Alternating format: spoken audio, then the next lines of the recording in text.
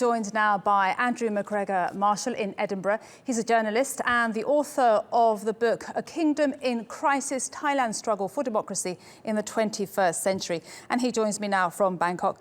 Thanks so much for joining us, Andrew. Now, what's the legacy of the monarch that has ruled for the longest? He's the longest reigning monarch in the world, 70 years. What's his legacy? That's right. Well, as you've seen from the scenes that you've just broadcast, there's real love for King Bhumibol in Thailand, and the grief that many Thais are feeling at this funeral is real.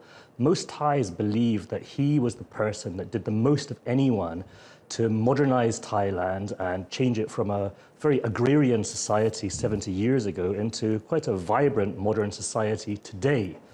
But if we look at Thailand today, it's not a democracy. It still has a military dictatorship. Corruption is still rife. The education system is still very poor.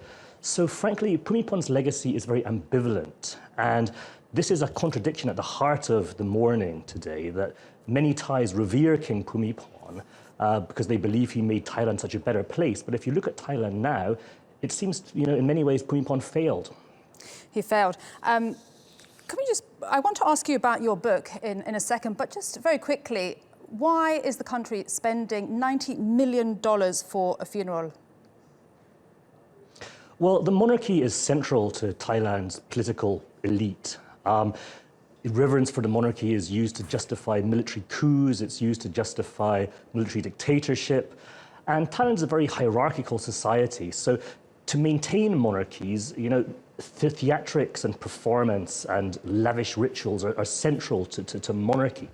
I mean, we might think a crown is just a kind of ridiculous hat, but, monarchs wear crowns because it's a symbol of the fact that they're supposed to be different from the rest of us and better than the rest of us.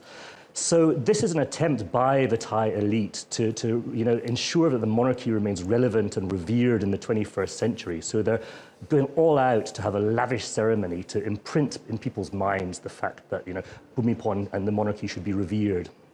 And just very quickly, Andrew, why was your book banned in Thailand? A Kingdom in Crisis, Thailand's Struggle for Democracy in the 21st Century. Well, as your correspondent mentioned, any criticism of the Thai monarchy is illegal. And that actually means any rational discussion of the monarchy is illegal. In Thailand, you have to either praise the monarchy or stay silent. So as a journalist, I think it's my job to try and tell the truth rather than, promote propaganda. So I wrote a book trying to explain the truth about the Thai monarchy's role in politics, which, as I say, is quite ambivalent, and that's illegal. So I'm a criminal in Thailand. If I go back, I'll be put in jail, and anyone who buys my book and is found with my book in Thailand will be probably jailed too, unfortunately. OK, Andrew, well, do stay there in Edinburgh. That was Andrew MacGregor Marshall, a journalist and author of a book called A Kingdom in Crisis, Thailand's Struggle for Democracy in the 21st Century.